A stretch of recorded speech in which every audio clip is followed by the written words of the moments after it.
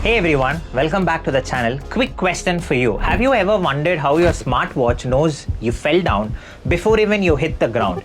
Or how self-driving cars split-second decisions without lagging? Or even how your voice assistant responds almost instantly when you ask it something?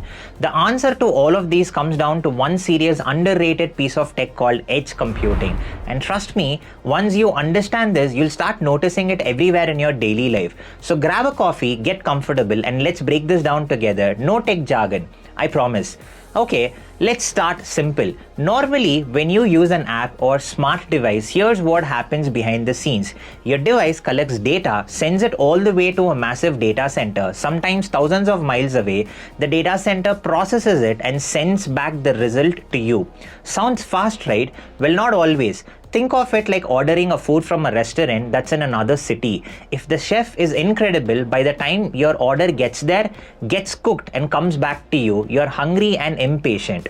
That's basically what happens with traditional cloud computing. Your data travels far and the travel time adds up. Edge computing flips this completely. Instead of sending everything to a distant data center, it processes data right where it's generated. It could be on your device or even on a small server that is nearby.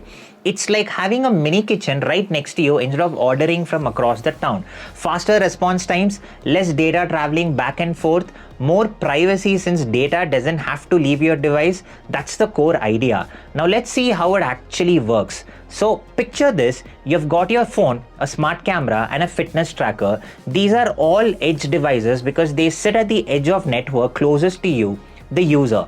Instead of these devices sending raw data to a faraway cloud server for every single task, they now have enough processing power built right in to handle a lot of work themselves.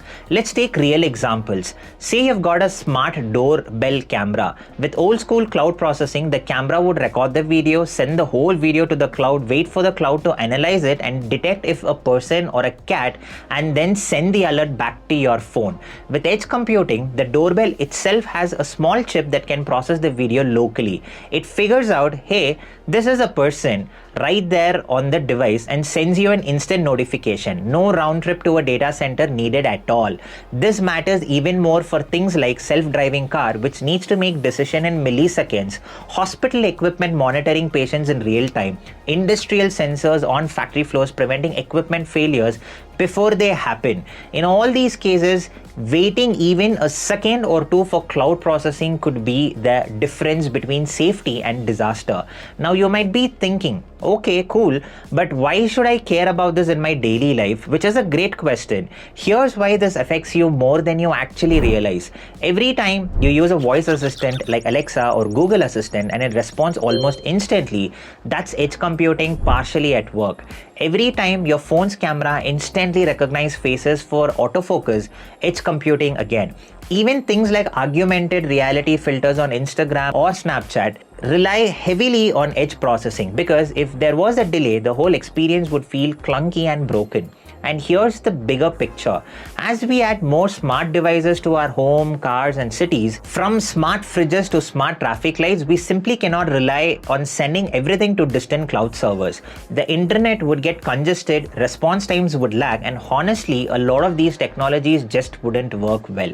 Edge computing is what makes the smart in smart devices actually feel smart, instead of slowing and frustrating. Now, here's where things get really exciting. Edge computing and artificial intelligence are becoming best friends, and understanding this combo helps explain a lot of smart tech around us today. Normally, AI models need serious computing power to work. Historically, that meant sending data to a massive cloud servers packed with powerful processors, having the AI crunch the numbers there, and then sending result back to you. But this created a problem for AI to be genuinely useful in real-time situations. Waiting for the round trip to the cloud just isn't fast enough. That's where Edge AI comes in, running AI models directly on local devices instead of cloud. Think about facial recognition on your phone unlocking instantly, or a smart speaker understanding your voice command without any lag, or even AI-powered camera on drones detecting obstacles mid-flight.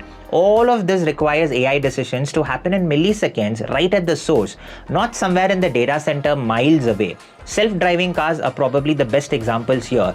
A self-driving car's AI needs to detect a pedestrian, calculate distance, and decide whether to brake all within a fraction of a second.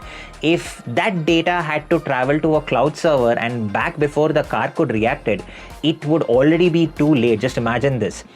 This is why chip manufacturers are now building specialized AI chips designed specifically for edge devices. Smaller, more efficient processors that can run complex machine learning models without needing constant cloud connectivity. It's a massive shift in how AI is being deployed, moving from purely cloud-based intelligence to smarter, faster on-device intelligence. So next time your phone's camera instantly recognizes a face or your smart home device responds instantly to your voice, remember that edge computing and AI working together right at the edge of network closest to you.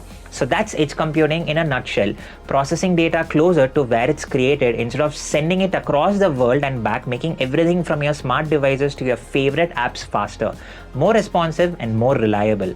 As we saw, the same local is faster. Philosophy shows in surprising places like professional audio production too. If you found this helpful, drop a like, subscribe if you're new here, and let me know in comments what smart device do you use every day that you think might be powerful by edge computing. I would love to hear your guesses. Thanks for watching, and I'll catch you in the next one.